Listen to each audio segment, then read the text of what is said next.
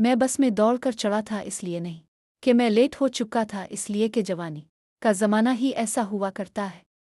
लेकिन हमेशा की तरह चल नहीं पाया, गलती अंदाजे की नहीं बल्कि बस सर्विस की थी। जिस हैंडल को पकड़ के बिलअमूम चढ़ा जाता है वो डंडा नहीं था। मैं ने दिल ही दिल में बस सर्विस को मुहज़्ज़ब सी गालियां दी और दरवाजे पर खड़े एक जो उनका बड़ा हुआ हाथ थाम लिया।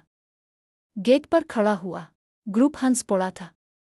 मैं भी जैसी हंसी हंस दिया।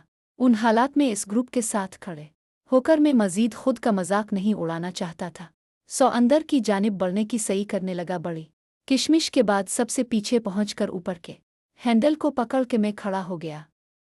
सीट के खाली मिलने का तो सवाल ही पैदा नहीं होता था कि मेरा चढ़ने का स्टॉप आने तक सारी बस भर चुकी होती थी, इसलिए मुझे भी बस में दौड़कर चढ़ने की आदत हो चली थी। सारी बस में नाजुक अंदाम और खुश जायका लालकियाँ और बकौल इब्न सफ़ी मरहूम यलियाँ और फुल फलोटियाँ भरी हुई थीं।